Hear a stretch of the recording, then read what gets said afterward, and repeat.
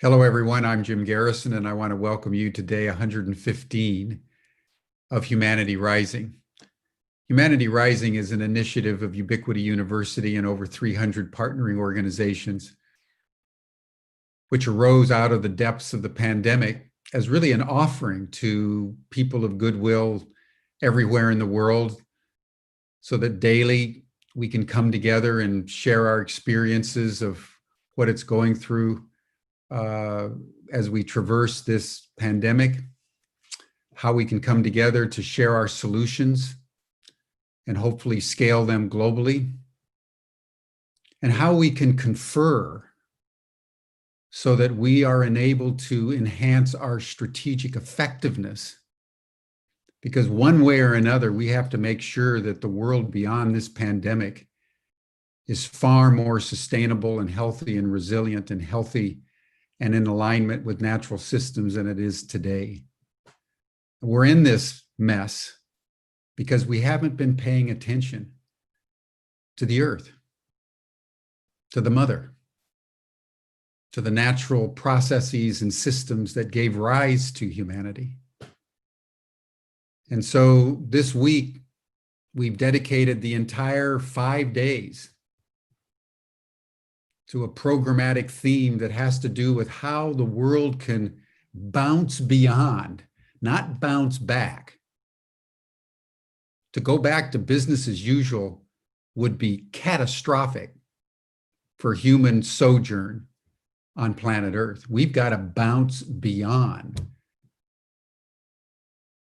to a regenerative world. So I want to thank all of you and our live streaming partners, over 40 live streaming partners, and the thousands of people that are watching it through Facebook and LinkedIn and YouTube and our various channel partners. I want to thank the people that are here on Zoom day after day. You've been just an extraordinary group of people. I want to thank Ed Muller, who has been the key person that put together our 7-day program on donut and regenerative economics in July, and convened the 5-day program that we're doing this week on bouncing beyond to a regenerative world. So we started yesterday. You know, most of the people who are going to be talking, there will be some new faces day by day, but I'd like to now commence our program by turning it over to Luis Camargo, who will start the program. Thank you, everyone. Thank you very much, Jim. And I'm really glad and happy to be here in today's program and accompanying this really incredible group of people during this week. Speaking of regeneration, my name is Luis Camargo. I live in Colombia, and I've spent the last 25 years working with nature-based education. So I'm really excited to share a little bit with you today. In order to start, I wanted to look a little bit on what, the journey we started yesterday. And during our first day, we actually explored the global imperative to bounce beyond and move towards a regenerative future for the planet, and the importance of the feminine principle in this process. We also looked at the challenge to shift mindsets and to shift action. And we looked at the 3 horizons model and how we could open the door for emergence into the horizon 3. If you remember, the horizon 1 is basically the way we're living now, under the scaffolding of today, business as usual. The horizon 2 is the bridging transition horizon that can lead us to the horizon 3, which is the new model, the new way of living.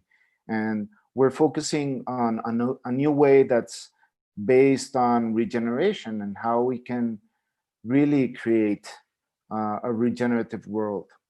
So in order to open the path forward to Horizon 3, we need to start understanding how deeply we are interconnected and interdependent, with all life supported by Mother Earth, and to explore how learning is a fundamental component that supports this capacity to bounce beyond into regeneration.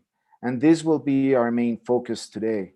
So today we're focusing on education and interdependence and how those two bridge into what we want to relay.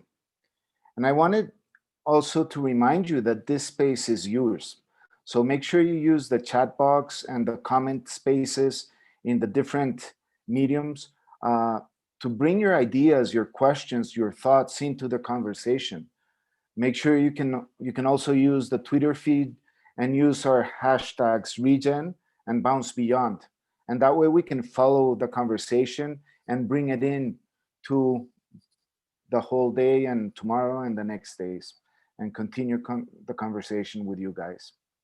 So I'm really excited to be here, and today is going to be a really excellent day. So I would like to pass it over to our feminine power to take it off. So Melina, Raya. Yeah, thank you, Luis, and hi, everybody.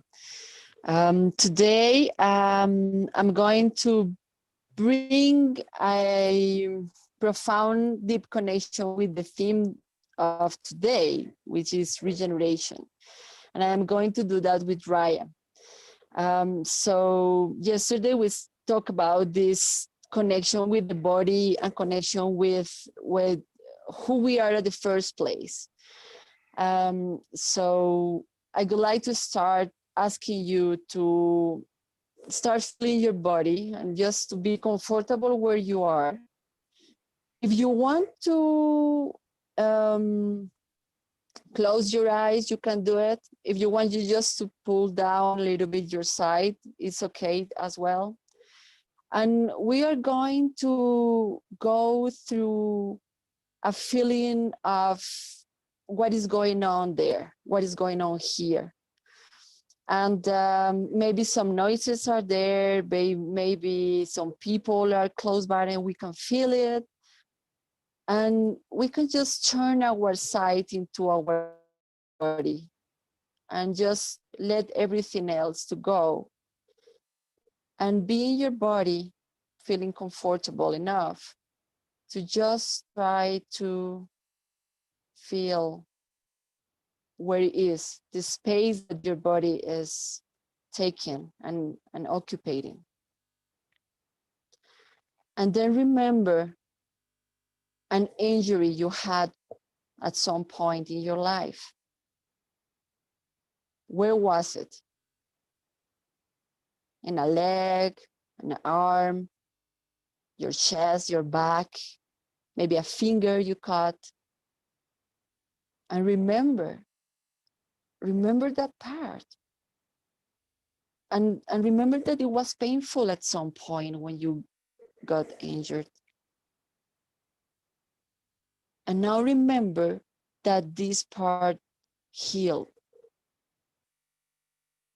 And acknowledge to that part of your body that amazing process of regenerate these tissues, regenerate the functioning of it.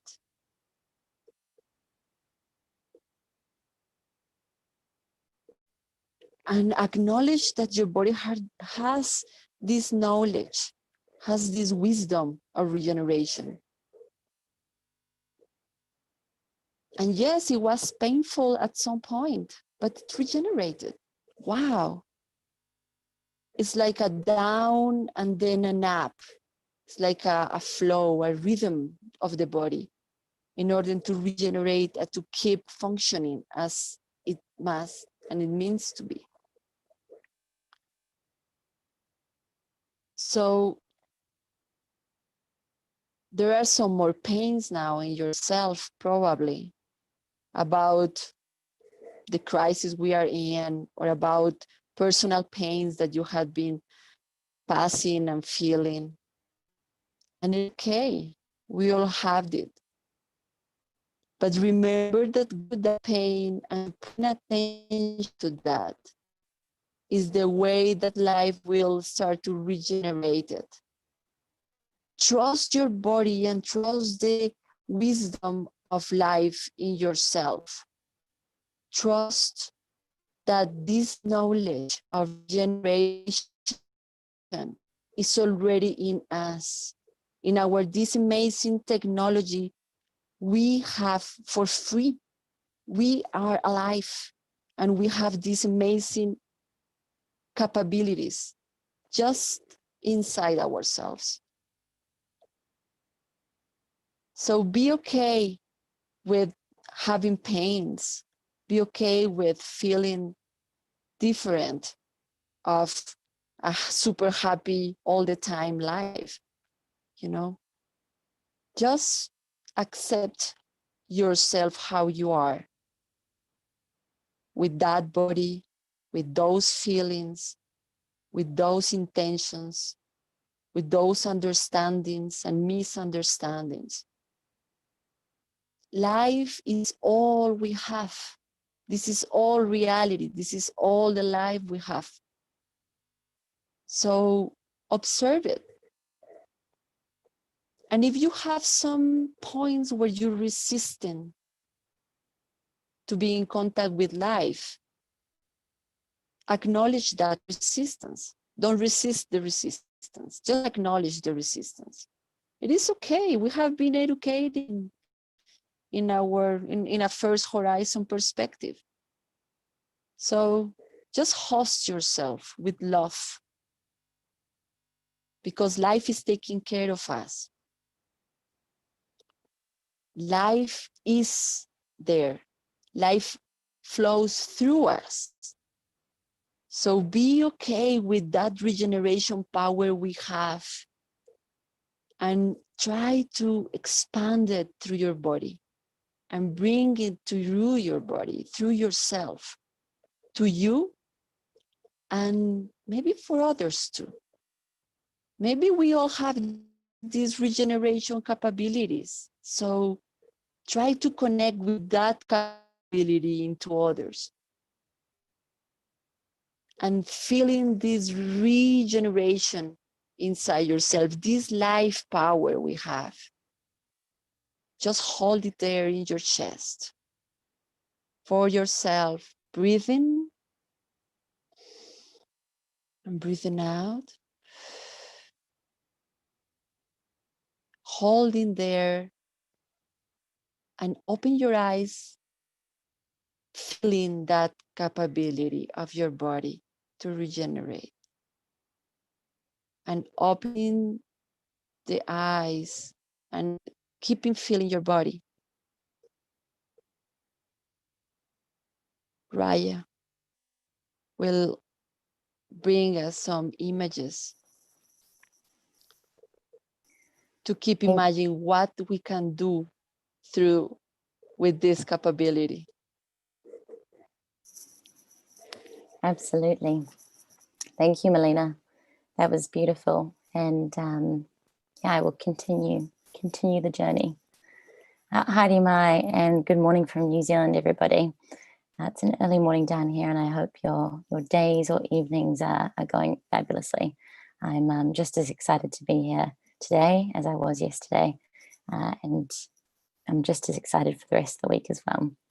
I'd like to share my screen with you. Let me just do that.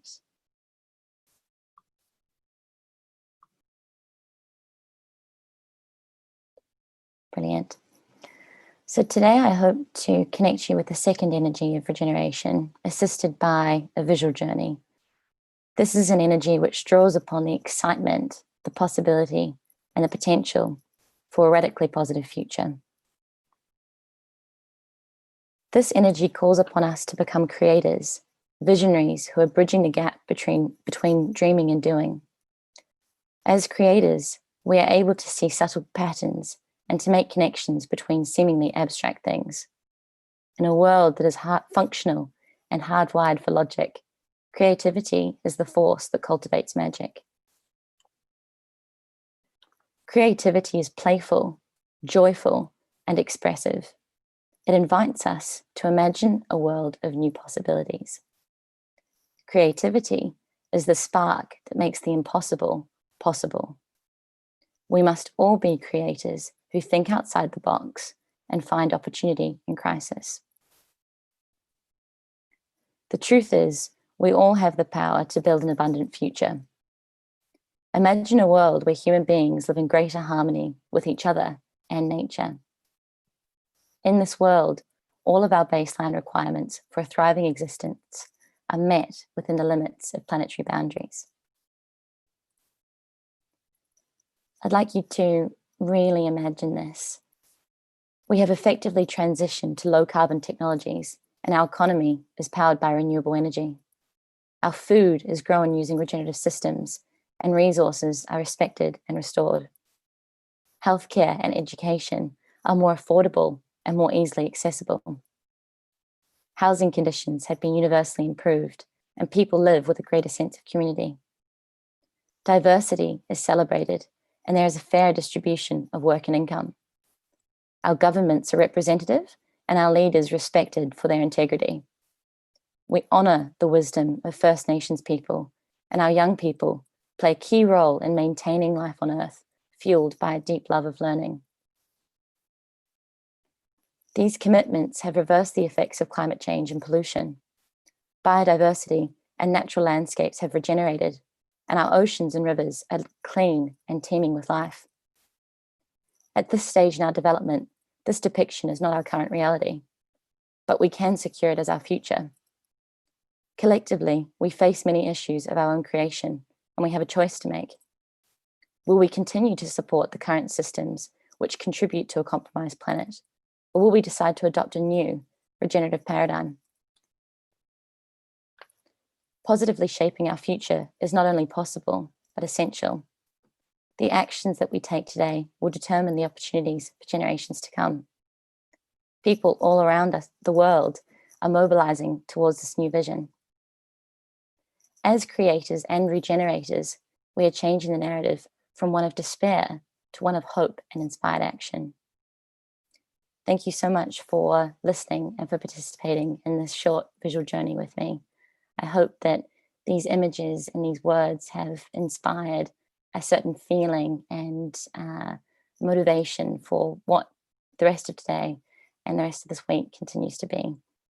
I'd like to now pass over to my colleague and our friend, Ugo, to continue the conversation. Thank you.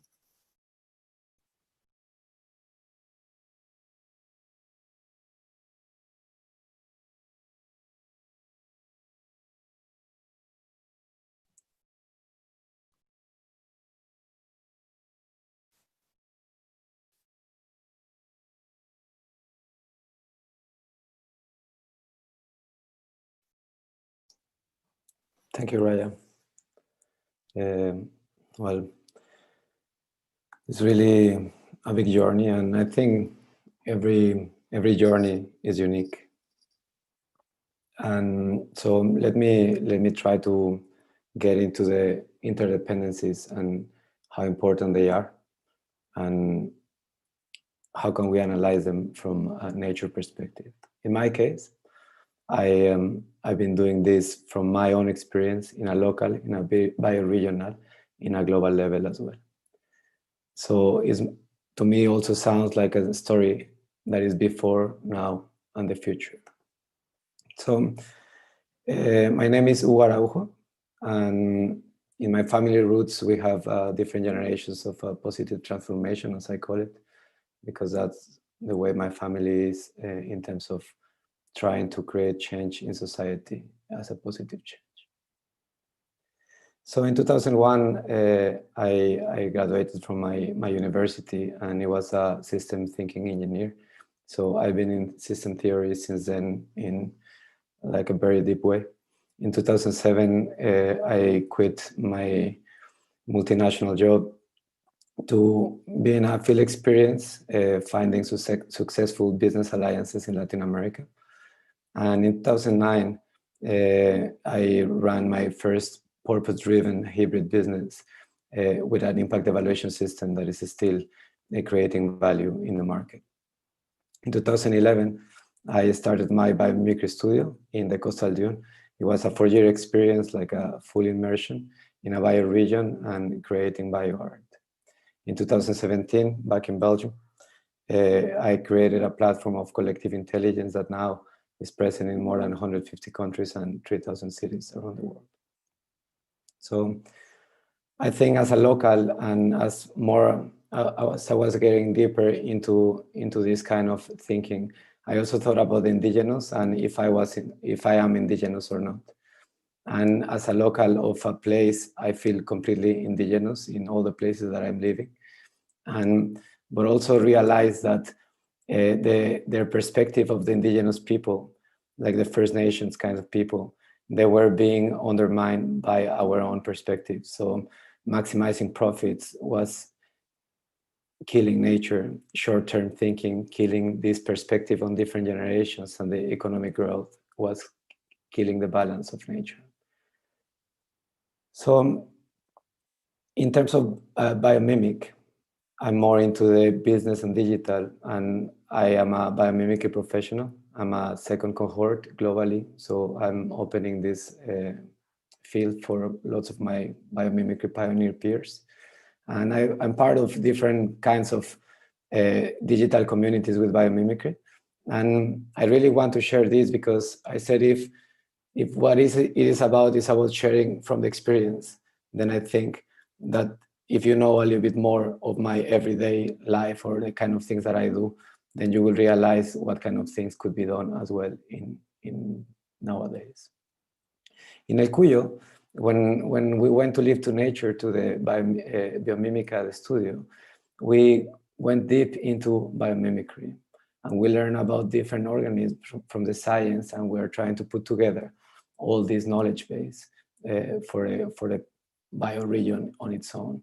And we brought a group of people that, as biomimicry professionals, they also add with an experience of digital content into the Nature Journal. Then we have the Biomimica Studio. This is a place where everything happens. And this was my experience also in delivering the least footprint that I could in my own case. I was living there for about 4 months with my 3 kids and my wife. And that has been also tough, but let me understand that I shouldn't be afraid, and that fear, it is always with us, but that we can keep moving. And if we are like aligned with the things that we want to do, I think more doors are opening after. And this is what happened to me. So I started to try to add value to the local community also by putting nature in the first row. And as you can see in Mexico, in El Cuyo, the police was helping me to make a graffiti. And this is what we are all about, all this kind of collaboration. So one of the conclusions in terms of relationships and interdependencies was how connected the community was with the ecosystem. How can we put this human knowledge around nature and use it for better innovation to happen? And other conclusion that was striking to me, because I spent 1 year without internet there, and I was not using technology at that time, is that digital technology and business could be actually the driving forces for regeneration. And it's something that I didn't understand fully until I came back to Belgium. So my approach for interdependencies comes from scientific and nature's perspective. So let's call it biomimicry. And as you can see here, the biomimicry comes from life and mimicry to emulate, not just imitate, but in our case, it's also about emulate. And life, it's a bio is life, and network is also a web. So I'm just trying to analyze these interdependencies from a nature's perspective and a biomimicry perspective. And I think the first try that I did a long time ago was on the brain, the neural networks, the synapse. And this has become what we know today, artificial intelligence. But in my case, I was living in this ecosystem. So I needed to understand what kind of biological relationships were happening there. So I went deep into biology that I'm going to explain later. But I learned about energy exchanges. And then I asked myself, like, if we are all like nature, then what are the patterns that would help us also as human and as community? And how as a species we can drive the forces to get into a better ecological niche and to add value to the bigger planet. So this is my now. We speak about the past, and this is my now. Right now, I'm working with a biomimicry peers in a framework that is called evolution, Biominga, which talks about evolution and innovation. And we call it like this because we think that it's a collaboration for life. We're going to present it in 2021, but it happened in 2000, it started in 2013, but sometimes good things take time. I'm also about to do a talk show and a social network that could deliver something more like closer to a superorganism. And this is what I do every day. So I think I feel a lot of gratitude because this is in between my possibilities of living my life. So Biominga, which is the project that I told you there, has done by 4 different biomimics, so Gamma, Nan, Robert, and myself. And we thought about evolution equals innovation. And of course, evolution is very seductive, but it is very difficult to crack as well. So this is about the insights of this research, and it's evolution in nature. Is the power of adaptation, where everything is connected. It is also about ensuring the survival of the next generation, and small changes add up for making big differences. And something really important is it is about the right pace. So all these kind of learnings just made my mind to think in a different way. And we created this framework of where we saw also some strategies applying there. So in evolution, for example, we are here as a recipe, as an individuals. We live in a context, and there is some chance happening, so changes all the time happening. And we, in the overlaps of this context and recipe, we have behavior, for example. And one of the strategies that we discover there is that the collective advantage as a strategy. And we realize that also as humans, our advantage is collective. So we saw a big potential here because this is more on biology, like a biological evolution, and this is on the cultural evolution. And this is something that we cannot always control. So having this perspective helped me to find different strategies that are evolution driven, let's say, and it was helped by my biomimicry team. And now I want to talk, now that you know a little bit about me, I want to talk about 7 Vortex. And I think I really want to make the point that 7 Vortex is a regenerative business. It is not about how to create your regenerative business, but it has been designed as regenerative business. And it has been created in 2017 also as a biomimicry business. But the most important part is it has been designed from nature. So the place that you have seen there has been our meeting rooms for walks in nature, trying to think how to design a system that could let us understand the intrinsic value of the ecosystems, meaning relationships. So these relationships are all the time happening in a living and healthy ecosystem, all the time. And this is what actually triggers the whole health vortex in a positive way. So from there, without technology, we were really thinking about how to do it. How can we deliver something like this? So then we came back, and I say we as a family, and created something that it was done with the pillars of biomimicry, which is ethos, reconnect, and emulate.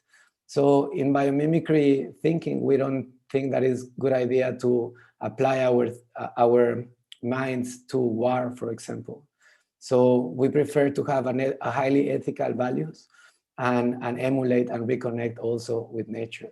We have some principles that have been applied as a design criteria, but we also have a process from biology to design and design to biology that we applied many times in 7 Vortex. And we also need to deliver a biology deep pattern.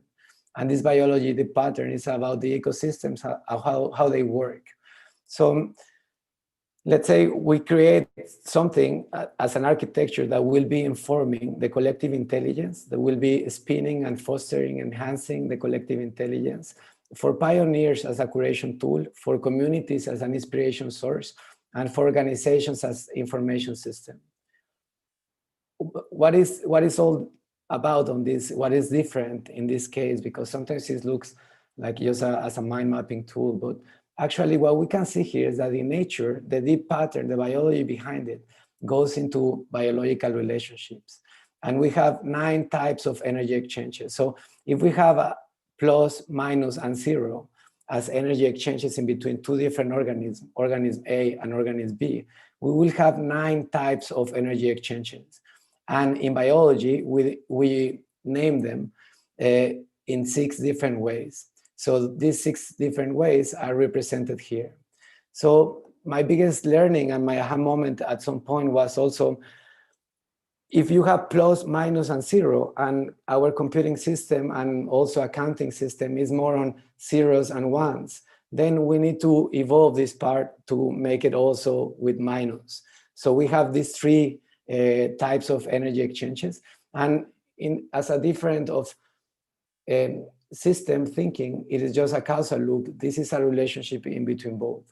So this graph could be very helpful also for computing, and this is what we are doing in 7 Vortex right now.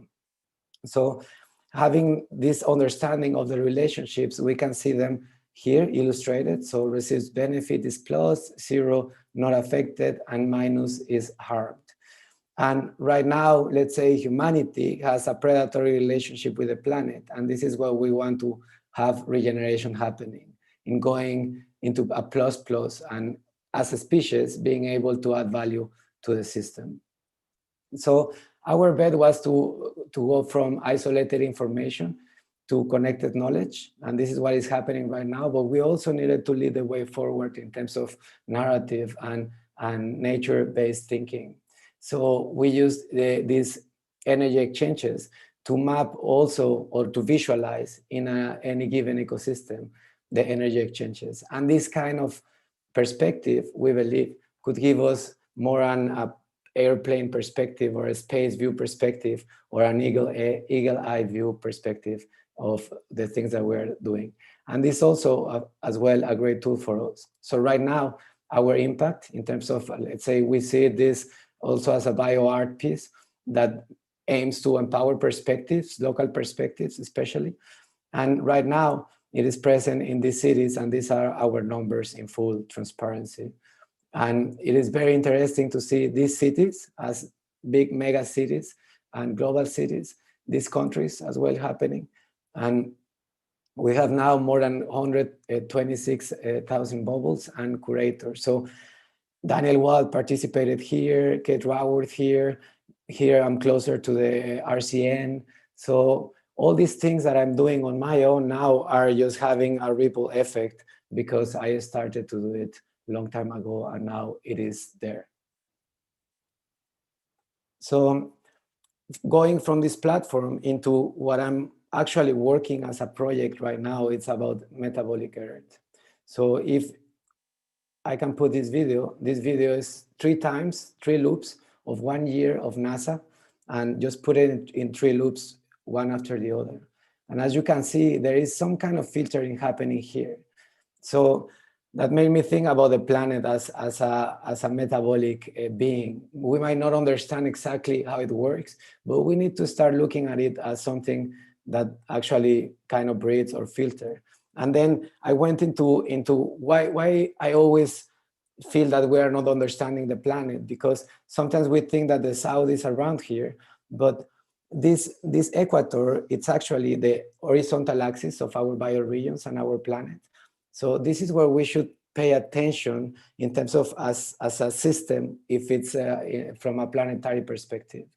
So what I did is just to put together different kinds of maps, and then to color them into a cork map, and to see where the indigenous people were, where the wilderness, ancient forest, everything is in 7 Vortex as maps collection there. So the coral reef as well. So we can see here that all the coral reefs that are also very important for the CO2 part, they happen in the tropical core of the planet. So this is all about relationships. If we have to take care of the planet, we have to take care of it as a system. and we have to understand the metabolism. But we also need to understand what is going on in the tropical core of our planet. So culture has been spinning from or cross-pollinating from here to here mainly, but what could happen if we can make culture also cross-pollinate in between people of the same latitude or equator? So maybe the solutions from here, they could be interesting for the people around here or around here because they face same kind of environmental risk. So right now, just trying to go into this metabolic earth, we're using the possibility of describing an ecosystem and different kinds of tools developed for a project that is called Virtual Gaia. And this project aims to understand like the knowledge ecosystem of a bioregion, to go with the transformation rings, so to understand the change in between what it was after and what it comes in the future, to have kind of a fractal voice represented with this structure, and a focus sphere that allows us to make some high contrast. So by using these simple but very nature-wise shapes, we are expecting to create something different to see as not just the geospatial perspective. But of course, this geospatial perspective is super important. So I think that for the future, we should team with the Earth, One Earth team, because they already have this map with all the bioregions and things happening there. So how does collaboration look like if we want to really cross-pollinate this kind of interdependencies in our world, in our planet?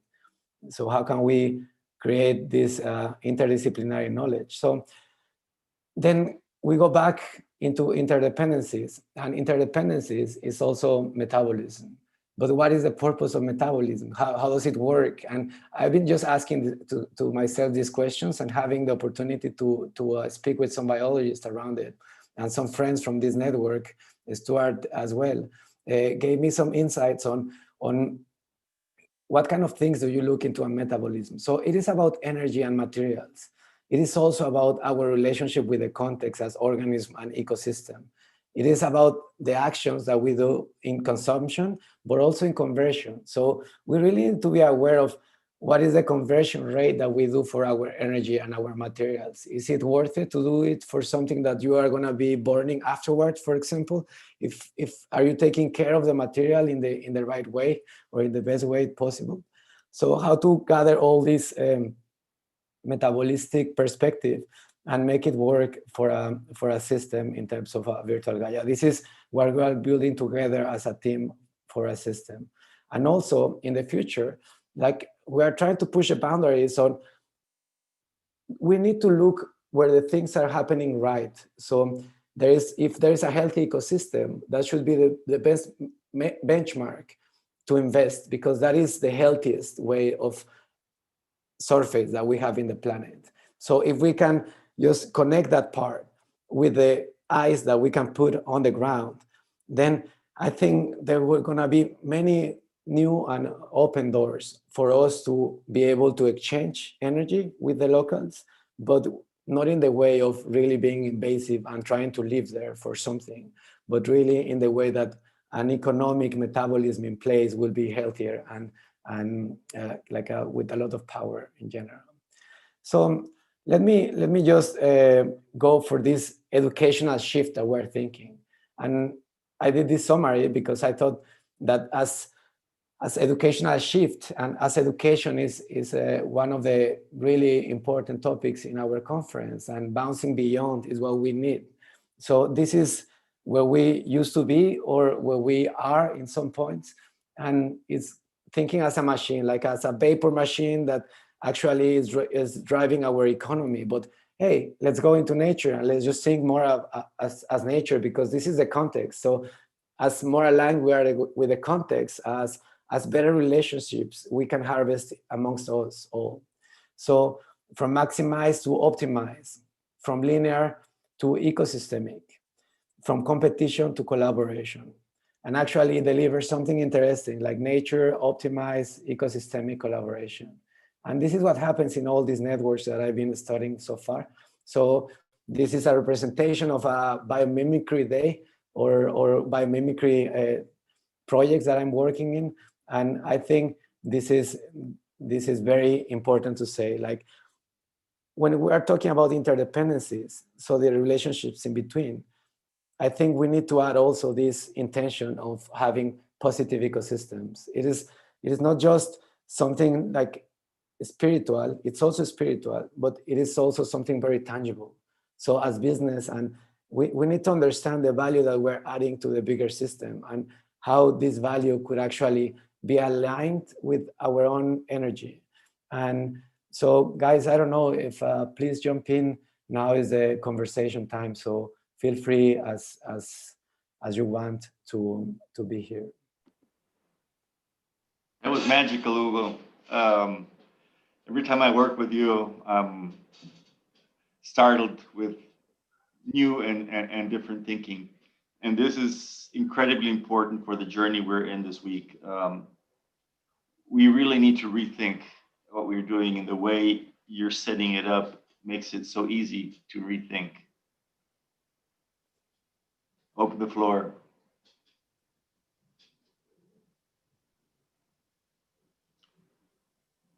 People are without Thank you, words. Hugo. I want to remark something that it is super important to acknowledge. Two things. One is that actually the relationship that it is more current in nature is mutualism, is cooperation, is symbiosis, is positive relationships. And life on Earth has been evolving all this time, 3.8 billion years, doing exactly that. And that brings us to understand that life is a movement of dependency, of interdependency. And that means that this mindset of the first horizon of competitiveness, you have to be autonomous and grow and be successful, and all this mindset that it is already melting, because that's the point. We are interdependent, and we cannot thrive on Earth if we are not. And being so many on the planet, we really need the basis to collaborate.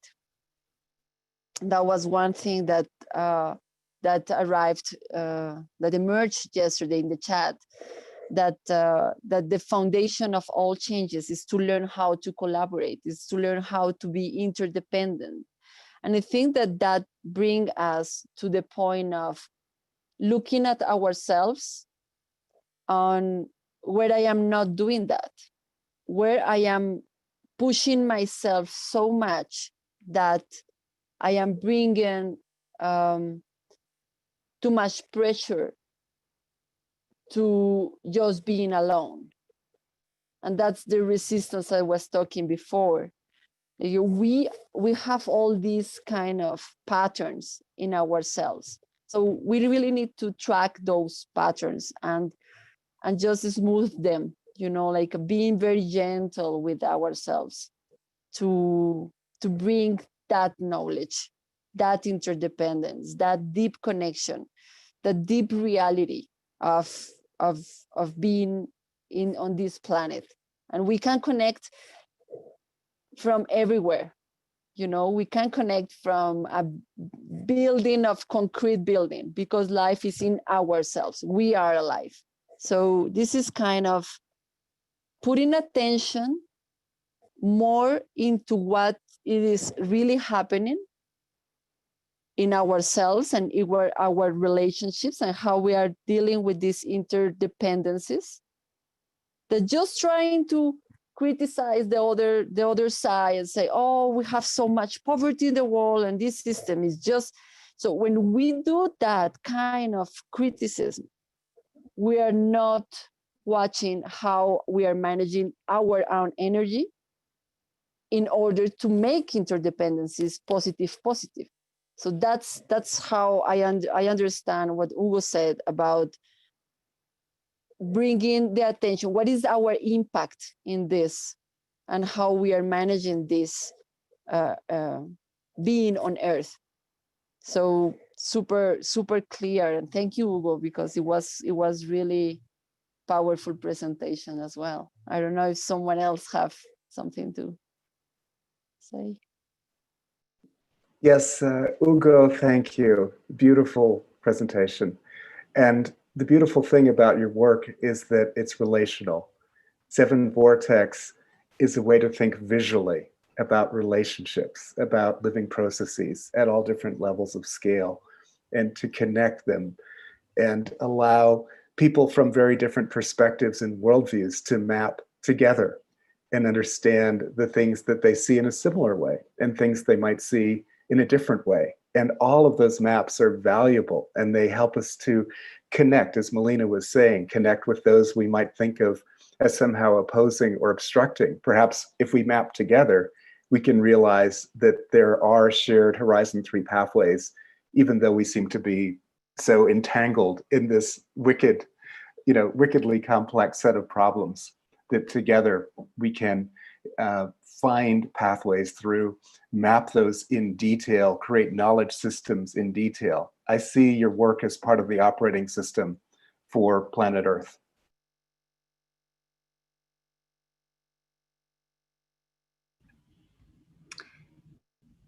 Thanks, Stuart. I'd like to build on, firstly, what Melina said at the very beginning when she took us through the meditation of being injured and how powerful our bodies are in the life force that runs through us to regenerate.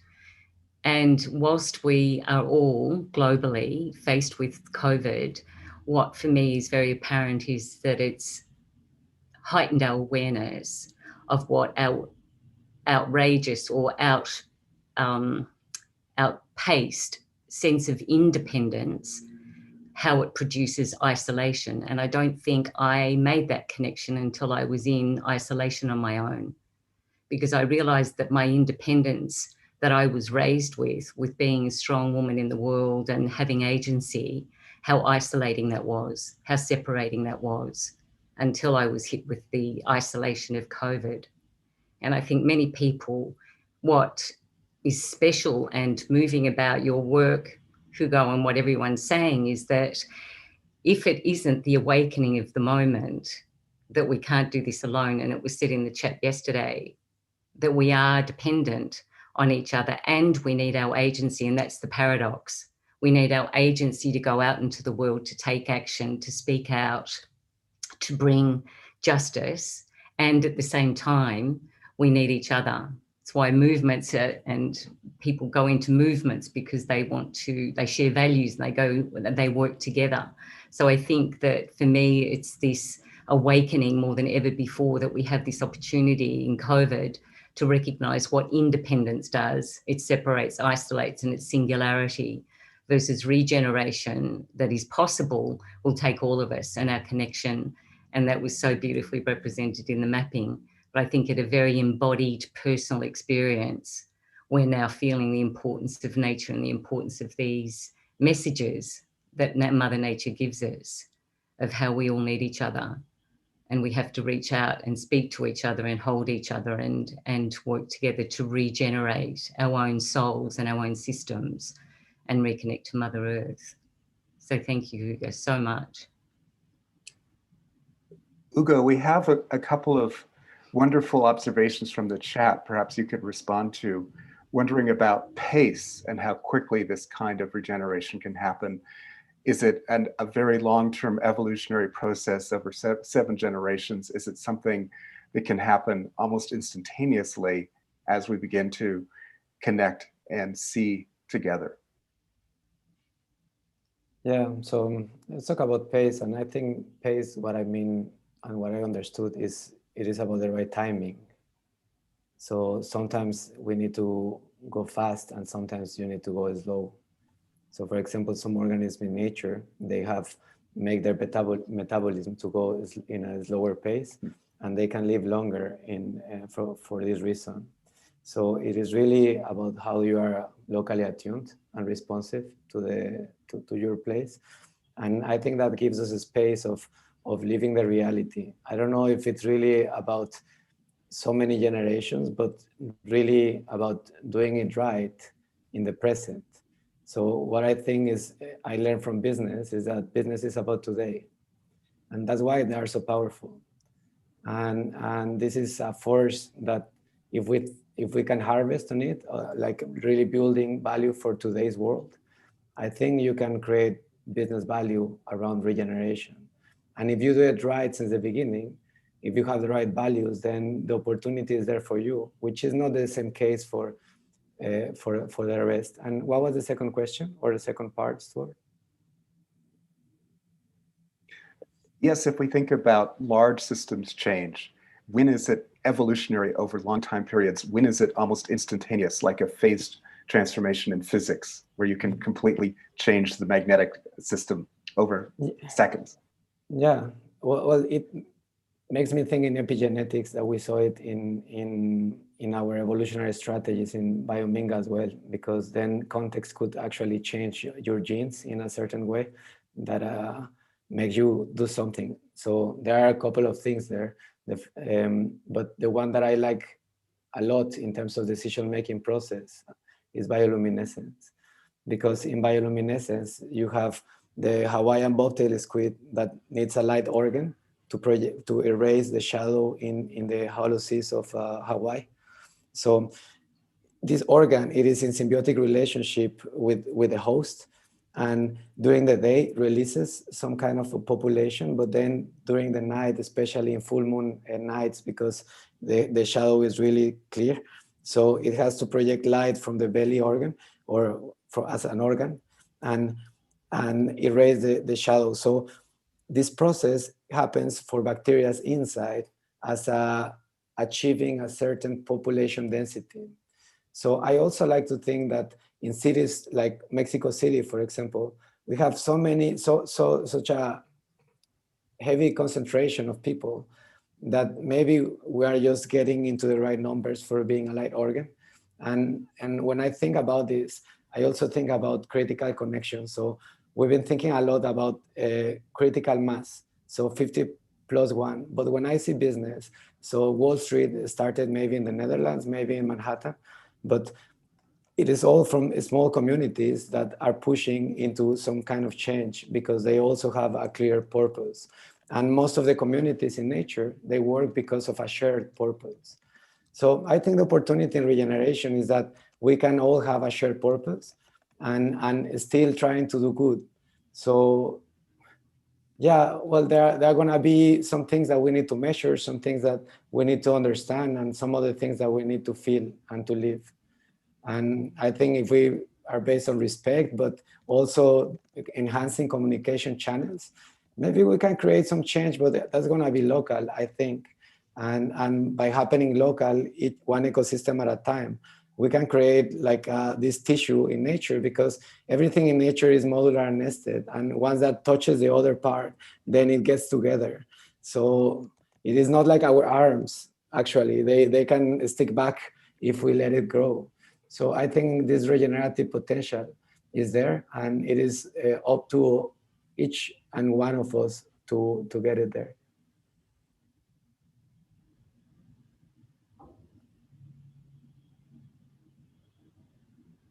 I would like to add something about this rhythm and pace of the evolution. And actually, as it was named in the chat, is the punctuated equilibrium, which means that there are some periods of time in evolution where nothing is happening, no shape of the organisms are changes. And at some point, many changes are starting to happen, and in very, very short time.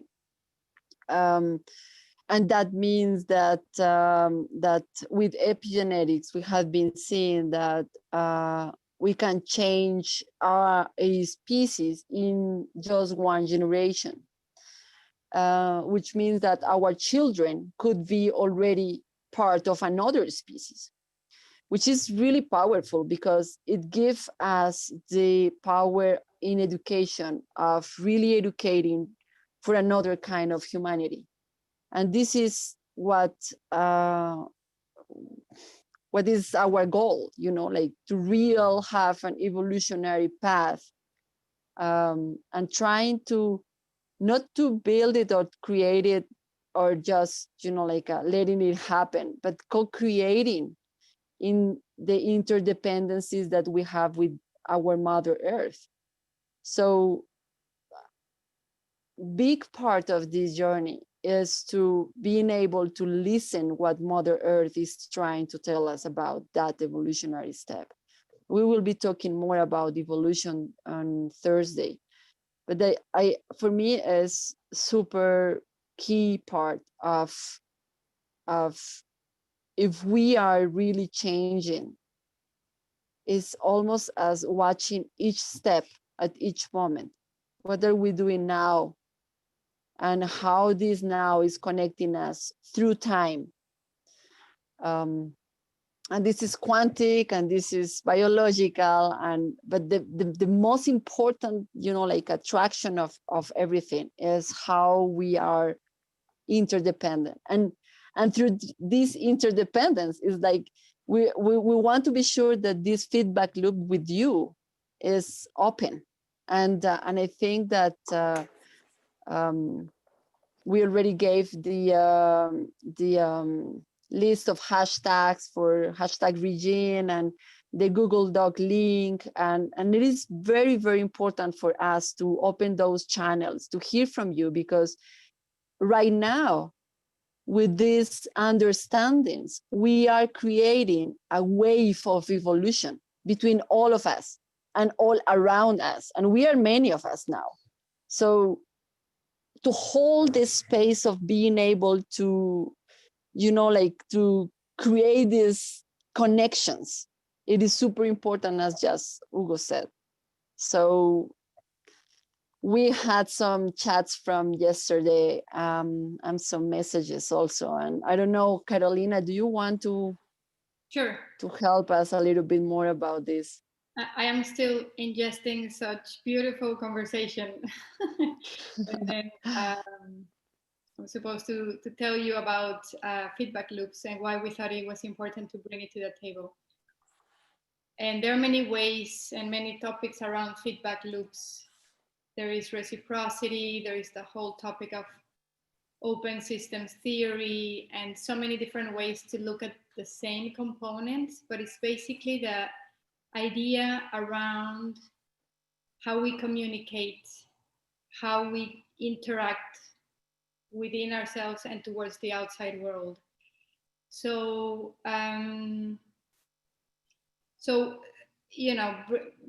many things I wanted to bring up as a context to start exploring the conversations that came up yesterday, and as a way to respond to them as a team of facilitators.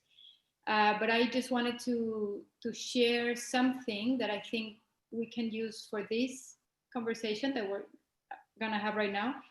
But in general, a key difference between what this new way of education, new way of business, new way of being is calling us to do, which is be much more immersed into those feedback loops and sensing what it's telling us, right? So that can be, if I think of a business, for a business it's usually very clear, and they call it being very connected to the client and the needs of the client, right? So we're very focused on the client all the time. And then we started talking about stakeholders. Oh, I have to listen to what all my stakeholders are telling about my business. But in fact, we have to be aware of who we're listening, how we're listening, and to what we're listening. Are we listening to the right parties? So this feedback, am I attuning to what I want to learn? Am I attuning to what is really important to life and to my purpose? Am I really sensing, and am I aware that there are things that I'm sensing that I'm not even conscious about? Just to make it a little bit more complex. So there are so many different levels in these interactions, and in this way we interact with one another and within the systems we're a part of. So just to come back a little bit more practical. So we have a linear system where we would have input, throughput, output. We have an open system a closed system where we would have input, throughput, output, and maybe a feedback loop between the output and the input. Then we have an open system that is really that feedback, but it also connects to the outside environment. So a system has a boundary and then it connects to the outside environment.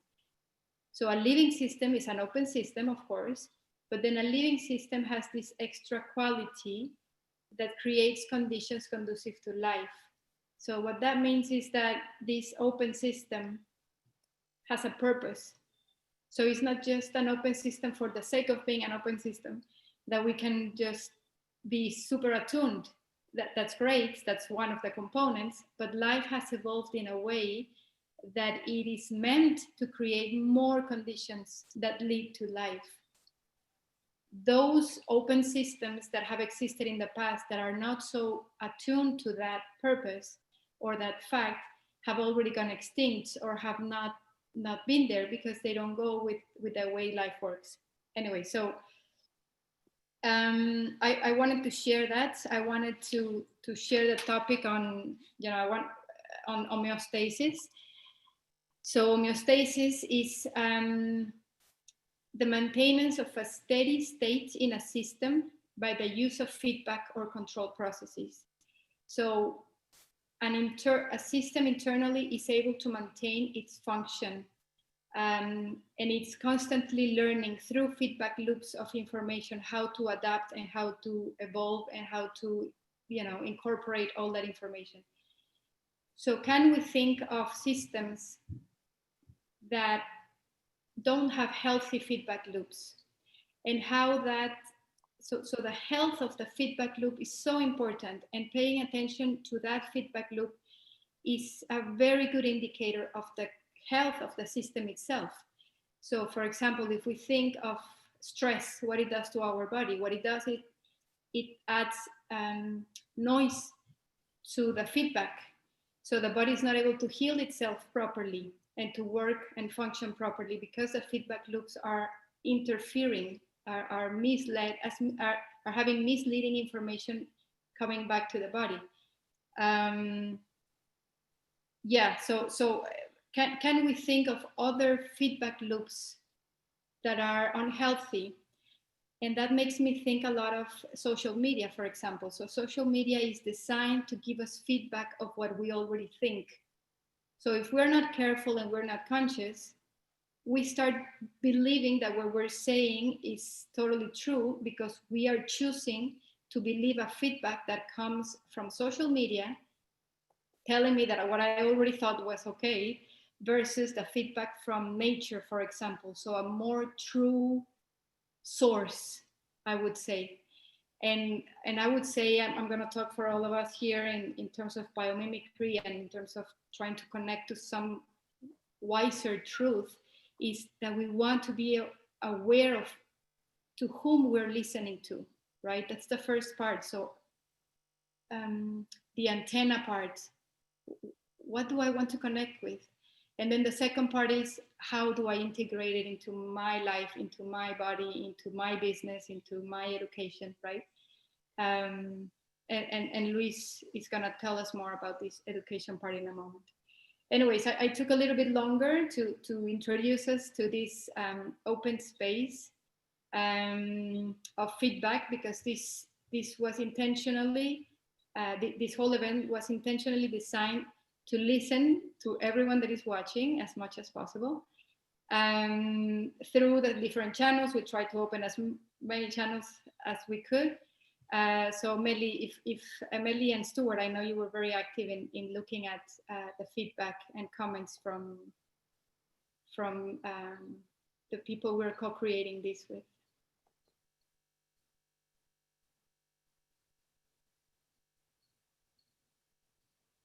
Thank you, Carolina. Thank Beautiful. you. I have Go a ahead. question for you. Could you talk a little bit more about this beautiful vision of being conducive to life? How do we support organizations and communities in opening these amazing pathways and flows that can be conducive to life? Nice. I think that is a question that is very contextual, of course. So it's going to be different for every system what role it plays in creating those conditions conducive to life. So it's a big phrase that I love, but let me dissect it a little bit just for the sake of understanding it. So it doesn't say life creates life. It doesn't say life creates conditions for life. It says life creates conditions that conduce to life. So there is a big opening for emergence, right? So you can only create the nutrients in the soil that are going to attract the right microorganisms, that are going to attract the right type of plants, and create the conditions for the seed to grow, for example. So for example, I'm very close to the business sphere. So far we've talked about impact in terms of how much does it affect the human. So we take the human as a center of the human well-being as a center. That's already a big step from profit as purpose, of course. So human well-being as purpose is already a good one, but it's not good enough because it's not taking care of the system that takes care of the human, which is nature. So when we put, again, life at the center and think, what does life need to create conditions? How do we just allow life to create life for itself? So this question can be asked by any business.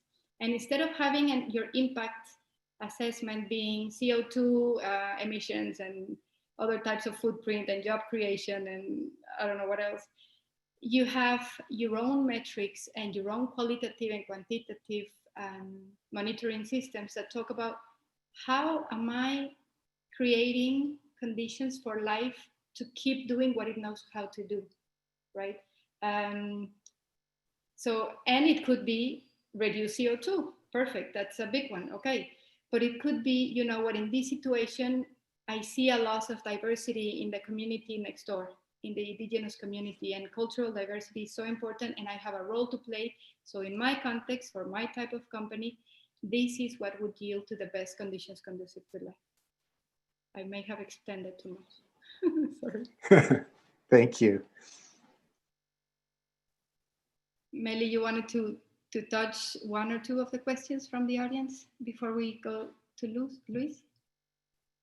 Well, actually, my digestion of the whole conversation yesterday, I came out with two things.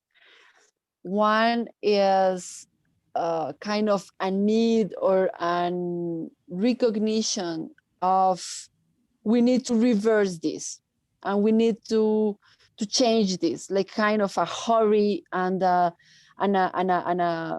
life need in people. And some people were just doing, we need regeneration, we need to reconnect with Mother Earth, and we need this. And I think that what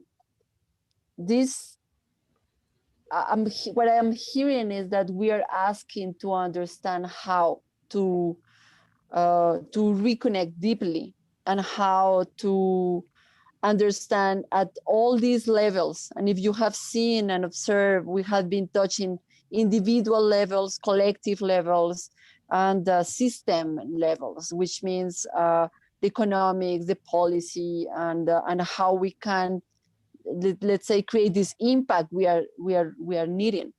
And this, we need to be educated in order to do that. We really need to not waiting for a pill to have the right answer right now, but actually when we understand something we need to do and we need to make changes in ourselves, it's instantly as a pill.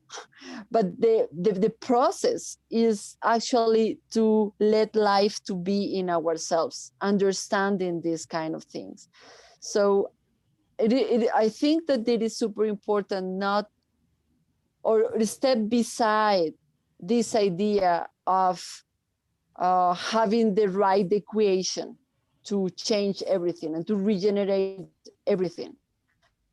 And just for a while to be more connecting with your question, Carolina, who are we listening to? Are we listening to our hearts? Are we listening to Mother Earth? Are we listening to the heart of our children? Are we listening? Where is the essence? Where is this essence? And I guess that part of this inquiry that it was reflected in the chat is about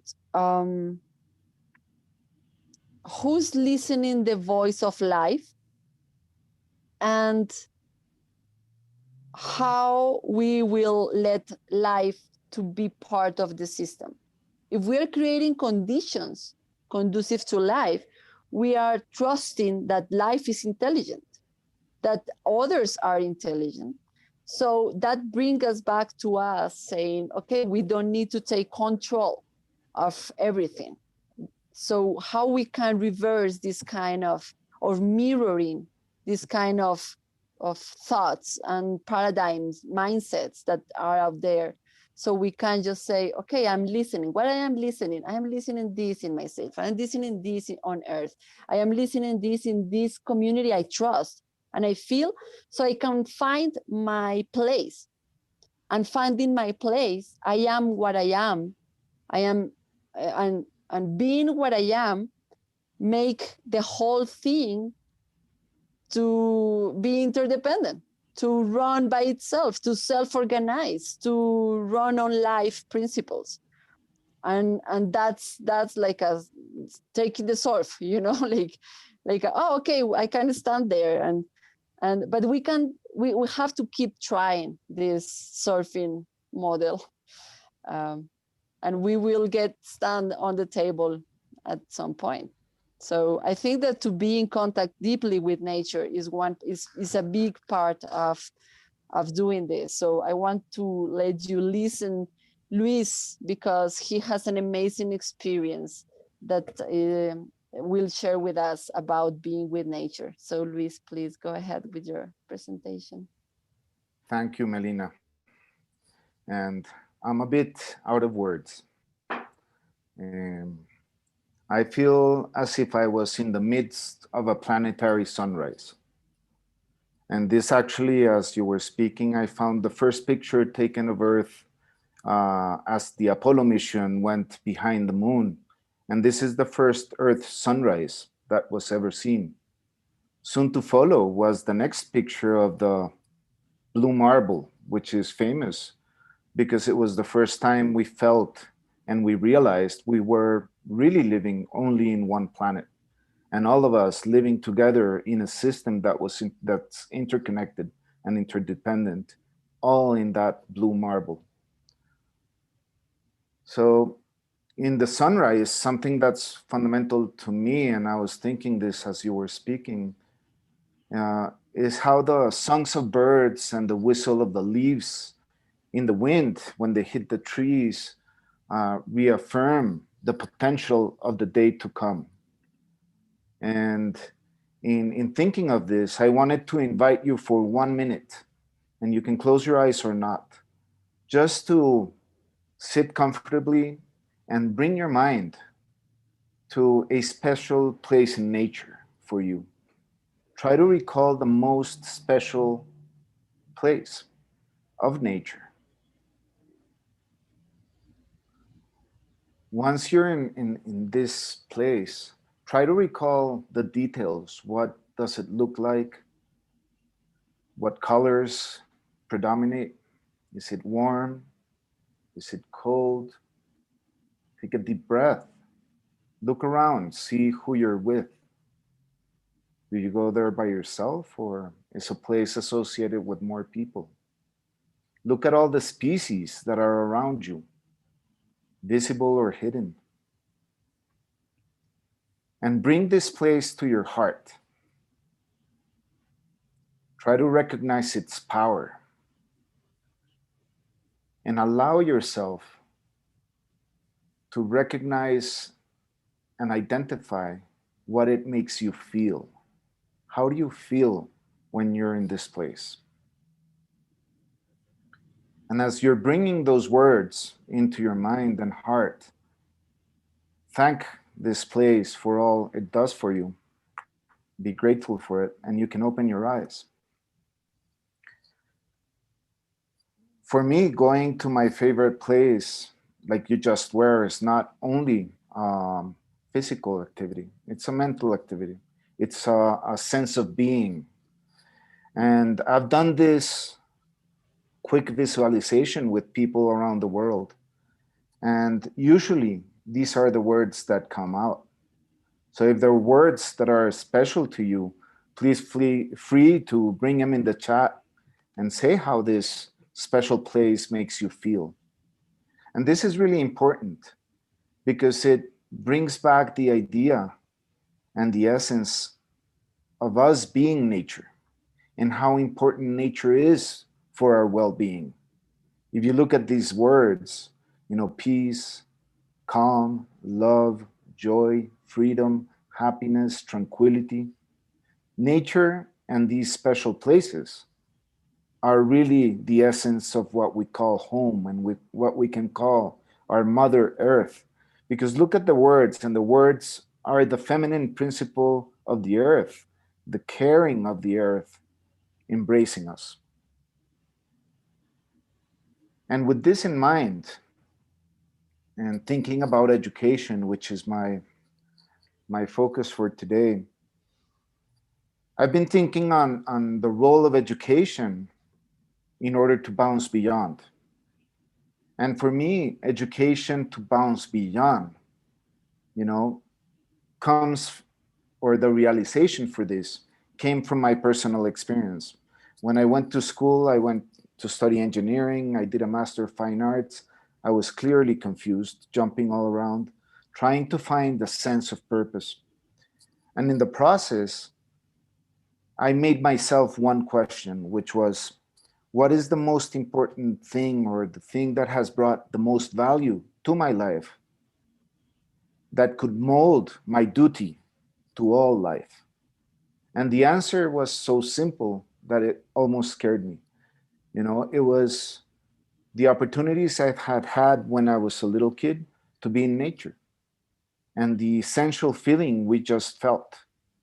And that essence, especially looking around me, I realized people were losing and were not being able to live that. And they were losing that essence. They were losing the capacity to feel themselves as nature. And this is one truth. We are nature. And in this process, I made it my life duty to create opportunities for children and youth and people to connect with nature. And I started working on environmental education, and it built towards what I call nature-based education. And nature became the central part of learning for me. And in this process, I realized, standing in the mountains and in the jungles, that everything was related to our relations and our capacity to be regenerative. And this is what I call our regenerativeness. So if you look at regenerativeness, it's that capacity that's innate in all human beings, in all beings, to regenerate, to create the conditions conducive to life, like Carolina said.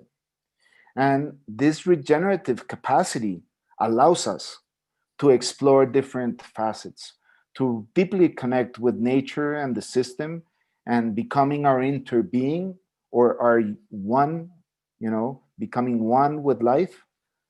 It also allowed us to really understand the collective and the relationships in the collective, to create well-being within our human systems.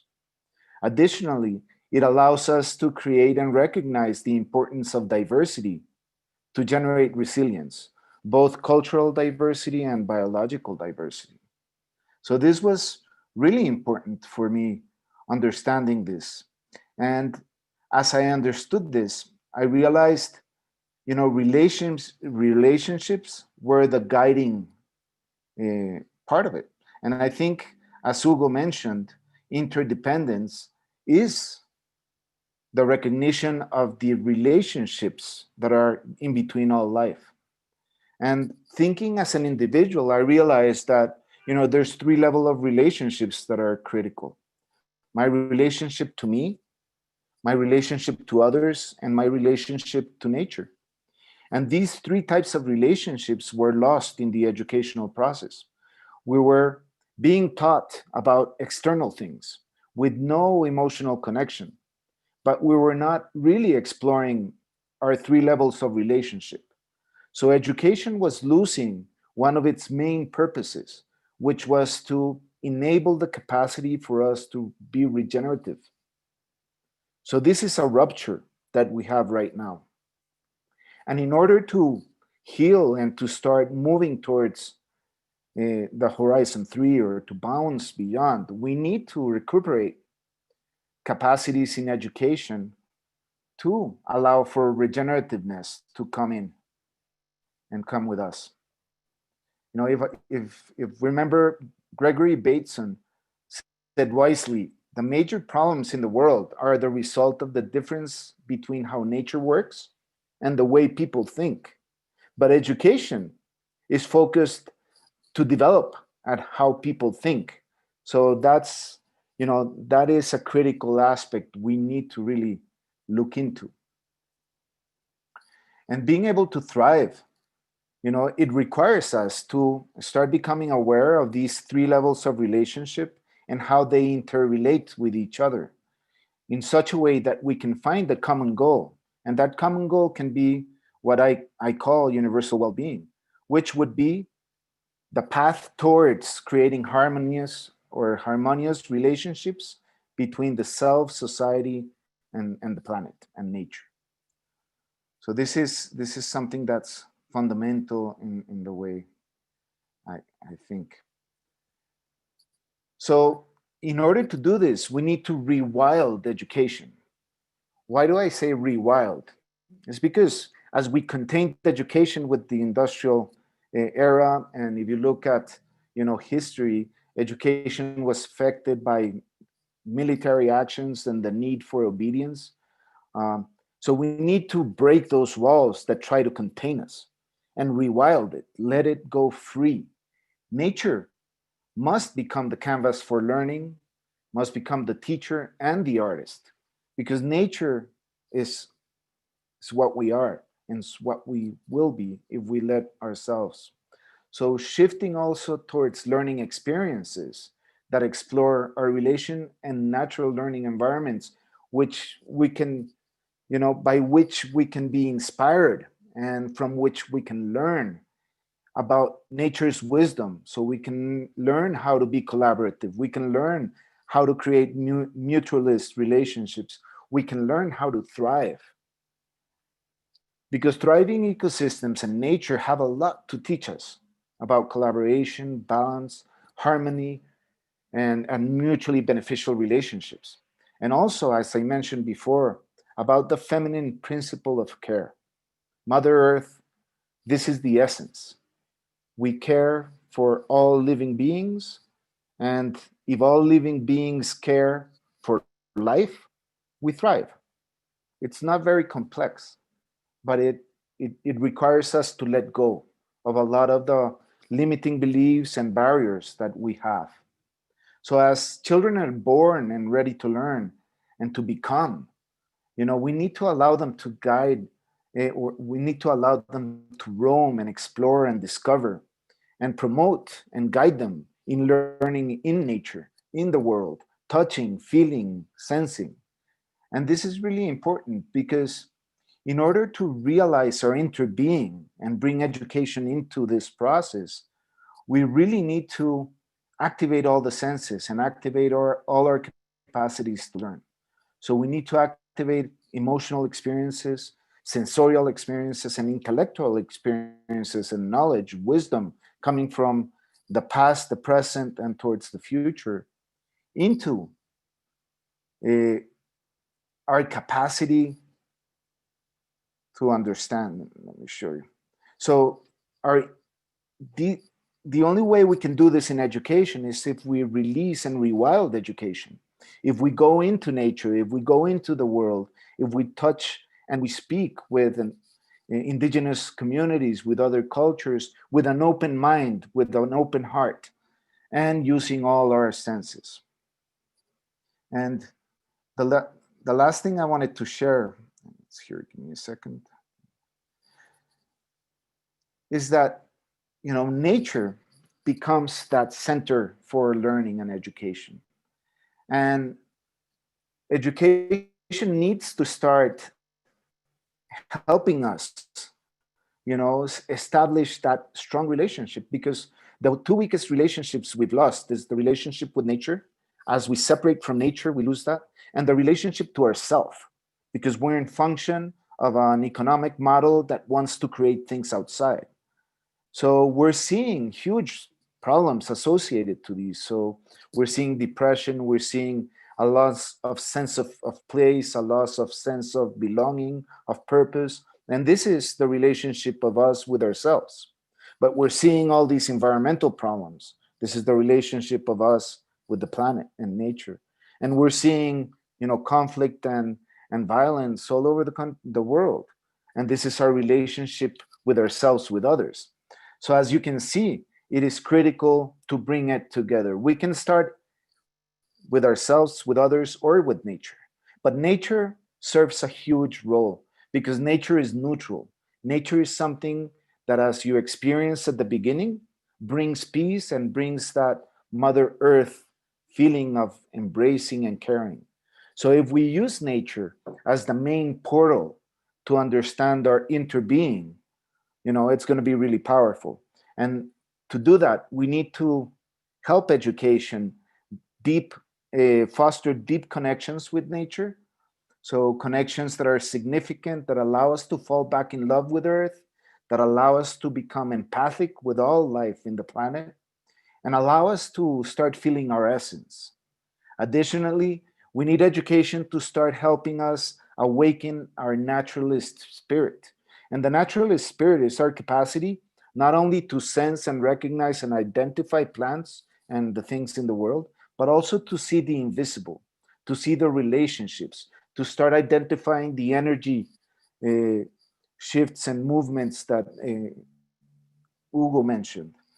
Once we are deeply connected and we have our capacity to sense the world, we need to activate, actions and to act for regeneration. And that's where, a lot of the academics associated to regenerative economics come in, to personal regeneration and to regenerative agriculture or regenerative learning centers like Ed mentioned yesterday. Places where we travel and live and learn to be regenerative, learn to touch the soil, to work with it, understand microbes, understand how all the animals associate. And in that process, I want to bring one aspect that's fundamental, I believe, which is also nourishing. So we have connecting, sensing, acting, and now nourishing. And nourishing is important because the way we relate to the food we eat is probably one of the actions we do every day that has the most impact, for good or bad, in the planet. So if we think of eating and food as the capacity to nourish the self, to nourish the land, to nourish communities, and to nourish the soils, we really start looking into regenerating life, because those are the foundations for life. So if we think about education for the future, it's an education in which, little kids start learning to connect, to sense, to codify, to understand their interbeing, the way they're interrelated and interconnected. And as they grow up, they start learning how to act for regeneration and become regenerators. And if we are all regenerators, it's impossible that we do not regenerate this planet. So I wanted to open the discussion because I know, there is definitely in this perspective a huge and very important part that Earth brings. And this part, as I mentioned, is the feminine principle. So I would love to start hearing from Carolina, Melina, Karen, and Raya about how education needs to be enriched with the feminine principle so we can achieve, our regenerative capacities. Thank you. If I could pick up the question you asked, Luis, I know there was someone in the chat that mentioned that children need to learn, or young people need to learn, emotional intelligence from day one.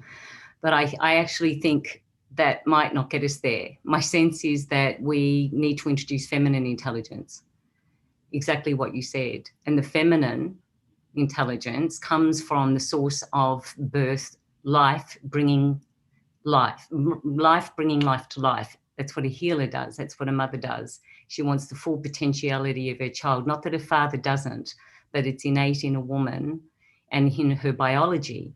And it is innate in the biology and the structure of Mother Earth. So I think the feminine principle that you mentioned, Luis, is that's inherent in our Mother Earth, that is inherent in men and women as an understanding and a deep seed of potential that needs to be developed. We had a conversation last Friday on the feminine intelligence with Jim. My mother, my daughter and myself were on that call in that conversation. And one of the things that I think is really important, and I've been working for decades in the equality of women, but also the feminine intelligence, and what does this mean? And many men and the educational system has deprived men of developing the feminine intelligence and that part of their psyche. And that's the old structure of education. It's based on intellect, it's based on competition, it's based on a notion of scarcity and extraction versus reviving and thriving and flourishing. So I think for me, developing this notion of the feminine, in introducing this, how do we get in touch with that? How do young boys, how do young girls really honour their bodies and their sensibilities and their sensitivities to the system, to nature?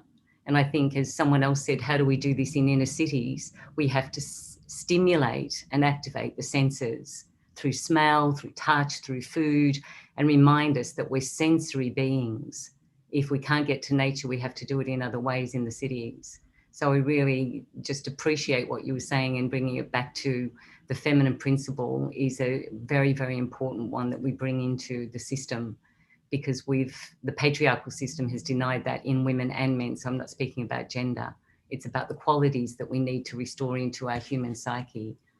So thank you so much, Luis. Yeah, totally, Karen. And in this, the word obviously that is most used is love. But if we look at universal well-being or care, love is the word that says it all. So we need to learn to love again. And we need to fall in love again. With each other and Mother Earth. Yes, and with others, with life. I feel like I have to say something on this love piece. I love a phrase, too many loves in one sentence, but that says, if you want to change the world, you have to love it first. And I think a lot of our solutions that we are coming up with, I think they will fail if they don't have these other components of activating in ourselves that love for ourselves and for others, and what you just said, Luis. But I think it's that reactivation that needs to happen next to the actions in parallel all the time, because otherwise it doesn't work, or it works in the short term. So anyways, I felt like I wanted to share how I translate the love piece, which is never a piece, it's like everything, but that word with how I relate that word with being a change agent, or wanting to change things, or trying to create impact, or going to Horizon 3. Excellent, Carolina. I just wanted to add something that emerges in my mind, which is a concept that I've used for a long time, which is called empathic detachment. And I think when we talk about love, it doesn't mean that we can, usually our way of love is ownership, because it's that masculine possessive energy. But when we talk about love for regeneration, we're talking about the capacity to have empathic detachment. So being love, even if we're not together, if we don't own, if we don't control, just loving the essence. So thank you very much, Carolina. Hugo.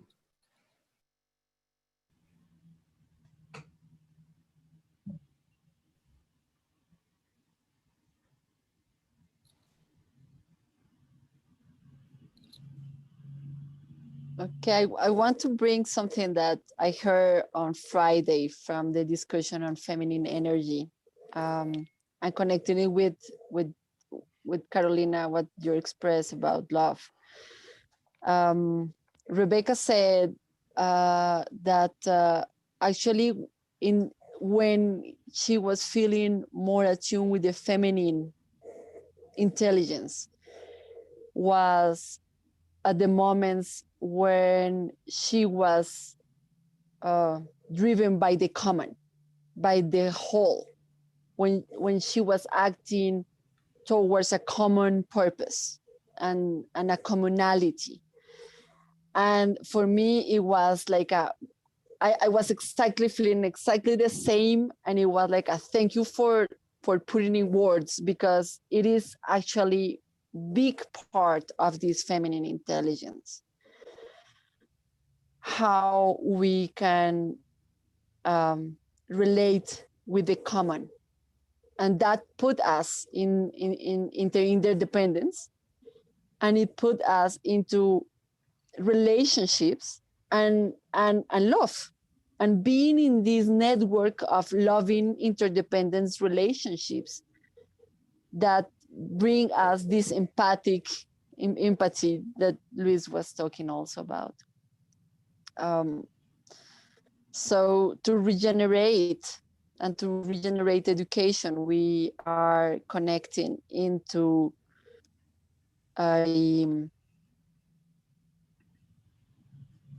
this high vibration of how we got to that networking. But actually, we need to take into account also the homeostasis that it brings us. It is all with an up and a down, and an up and a down. And we actually need to stop resist this. We have to acknowledge the resistances we have on being these common driven persons, and to regeneration in ourselves and in our society. And that means that we really need to understand that, for example, conflict is part of the reality, and that we really need to acknowledge that reality with a sense of very grounded feet, and connecting with this huge being that it is Mother Earth, and not just trying to imagine this fairy tale reality of everybody super happy and everything just running on love. And that's how we relate. But that doesn't mean that we won't have any conflict, that we don't have any conflict. We have it. And to acknowledge and to resist resist denying of conflict or the reality as it is now will really bring us to put the feet on the ground and understand that this force of Mother Earth is coming through us to take care of what really brings life to us. And what it is not bringing life to us, we just have to say no. And to say no is the most difficult thing that I have found. People have difficulties. I have difficulties, and everybody have difficulties. To say no, this is not what we want. And this is not loving. This is reality. This is not bringing life. So I'm not vibrating with that thing. And it could be hard to do it, but it really is a connection with Earth.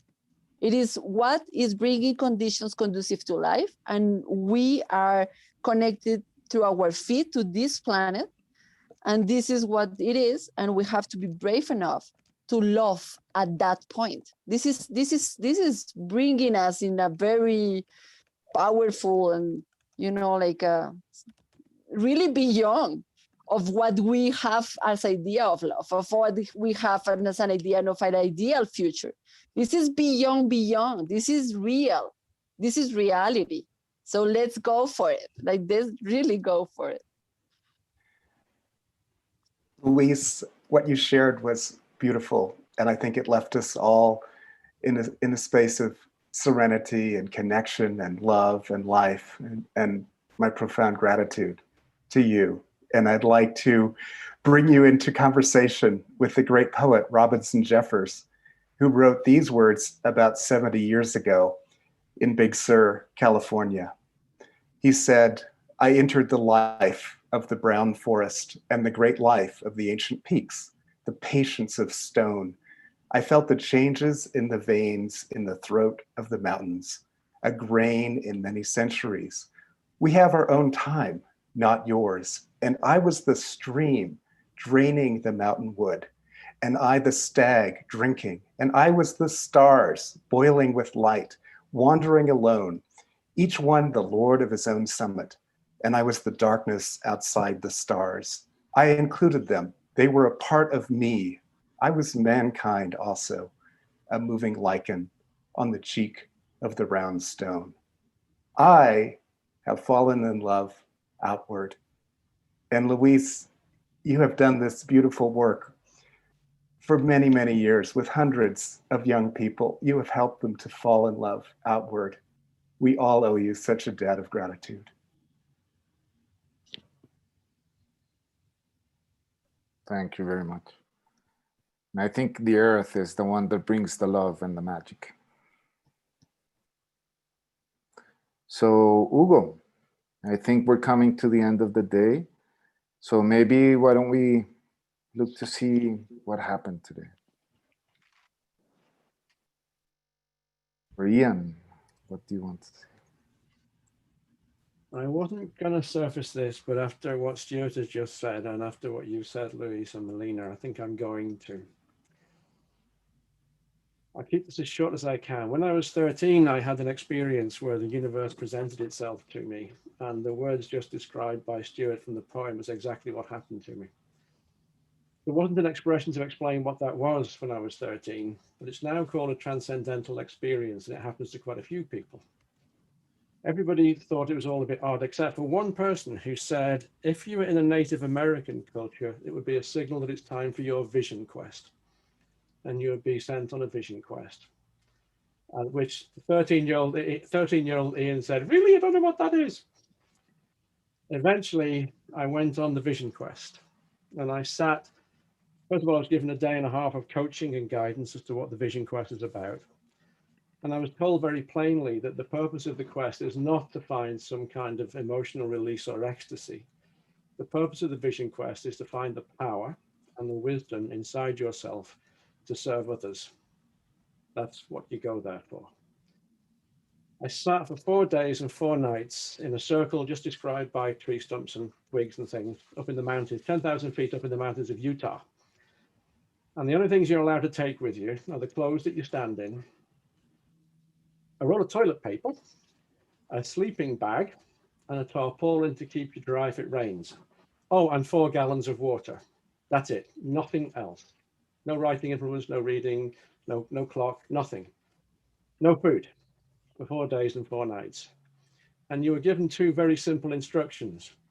Pay attention to everything and drink your 4 gallons of water. That's it.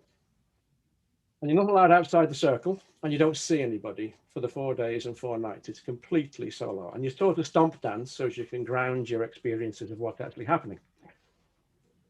What happened over those 4 days is I didn't connect with nature. I just realized I am nature. And I actually went back to the 13-year-old space I was in. For the first time, I reconnected. The distance in time between those 2 events was 50 years. It took me 50 years to get to that circle. I'm getting emotional. Forgive me. To have that as a rite of passage, to go from childhood to adulthood, where the rite of passage is not to connect with nature, but to realize that you are nature. And to learn from nature. I learned from the ants, I learned from the trees, I learned from the deer that came to see me, I learned from the giant hawk that came and looked at me, down its beak as if to say, is that it? As it looked at me. That it? Is that what all the fuss is about? Because the animals were going freaky for me. And at the end of the 4 days and 4 nights, there was harmony. It wasn't me and nature. And that's part of the problem. We think of us and nature. It's not. We're all nature. So that's all I want to share as an experience. And I just wish that we had that rite of passage in all cultures, to find the power and wisdom in ourselves to serve others by sitting with every other creature and just being part. At the end of the 4 days, nature had accepted me. It was not the other way around. The chipmunks came and sat under my legs and just sat with me at the end of 4 days and 4 nights. This, by the way, was in a place called Bear Claw Ridge. And the only other thing you're going to have to take with you was bear repellent, because there were bears in the area and mountain lions as well. Tremendous experience. I just wish it hadn't been 50 years between those two things. I just want to reflect that back to what I've heard about nature and about being part and different cultures. And a huge tribute to the work that you do, Luis. Thanks, Ian, and thanks for your story, because that's what education could be if we allowed it to be. So we're all in a wonderful journey together. It's a harvest. It's a collective journey into what regeneration could mean at all different scales. I mean, regeneration we can think of as a unified process, reconnecting with life at all scales. And as Luis said, self, nature, living systems, society, all of these different scales, the wonderful circles. I mean, if you connect the personal level, the extended family, community, city, watershed, bioregion, vast continents, the biosphere itself, and out beyond to the solar system, to our galaxy, to the vast webs of galaxies, to the universe. 13, 14 billion year journey from the birth of the universe, 3.8 billion years at least of life on this magnificent planet. And we're called now to regenerate it. And we all have different lenses. Perhaps we're most profoundly moved by the lens of education itself, as Luis so beautifully expressed. Perhaps we're moved to transform economies, which need to be decolonized and reimagined profoundly. Perhaps we're just moved by soil and carbon and living systems, or cultures and the deep work of rebuilding cultural reciprocity, building a pluriverse, a world in which many different worlds are truly possible, in which no one culture or civilization gets to determine whether there is a future for all, but where all cultures can coexist in mutuality and respect. Perhaps you're moved by the built environment and reimagining our nest, our habitat. It's simply how we live on this planet. We have really big nests called Singapore or New York City or Tokyo. They're just nests. They're just our habitat. We need to make them work better. And so we're on this journey together to imagine regenerating education, regenerating action and learning in this wonderful mix of this global digital realm of Humanity Rising, but connecting that to place-based education and transformation, regenerative learning centers, bioregional learning centers, action on the ground, eco-villages. So the action, the learning, the digital realm, physical, biological, social realm, all of these things reconnecting, as Ugo reminded us. And as Carolina expressed so beautifully, we're trying to build these feedbacks, these deep, deep transformational flows that can reconnect us as we rebuild businesses, as we rebuild our life together with all other species on the planet. So I just wanted to emphasize that all channels are open, all senses are open, that in the chat, please add questions, insights, as we kind of round towards the second half of our week. We truly are trying to create a vehicle for regenerative education and action globally. And it's grounded by the amazing work of Ubiquity University. So thank you to that whole team for hosting us. We're really grateful. It's grounded in the amazing work of the University for International Cooperation, which Edward Muller started. It's grounded in the work of networks like Regenerative Communities Network. It's grounded in Bounce Beyond, which is itself a powerful initiative, and more broadly, this metaphor, we need to bounce beyond. Out of COVID, this is our chance to regather ourselves as a species. So know that as we proceed through this week, We are in a design phase, we're in a prototyping phase. We are literally hoping to emerge sometime early in 2021 with a vehicle to deliver this beautiful mix of digital and grounded education focused on regeneration, and in all of these dimensions, different scales, focused on both the cultural side, the social side, and the ecological side, and very much in the spirit of action learning, action research, and co-creating, not creating a way to download exciting ideas, but actually to co-create, to manifest this together in all of our disparate bioregions around the world, to learn with each other, to break through together. We're in a mess. We've hit a wall, and so we just need to learn together. We've never tried to do this as a species, to learn our way through these blockages. So that's the invitation that we have, to be with us on this journey this week, but beyond that, to connect into next year, bouncing beyond COVID and co-creating what needs to be a global transformational regenerative movement.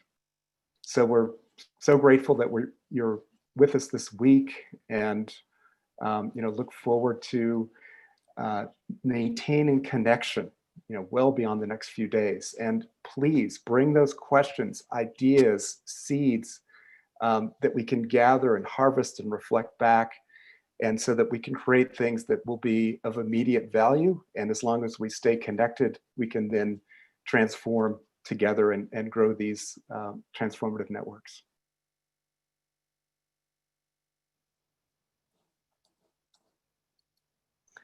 Stuart, what you just said was beautiful.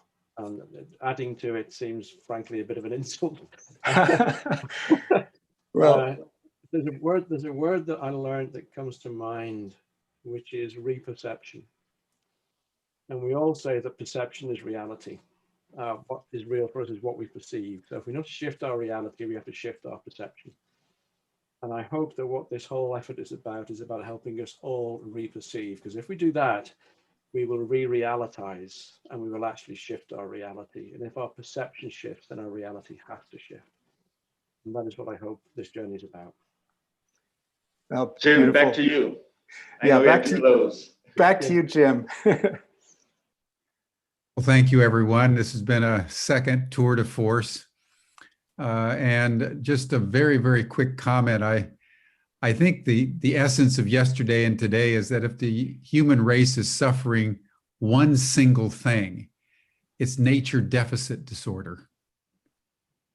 It's, in my view, the root of our malaise.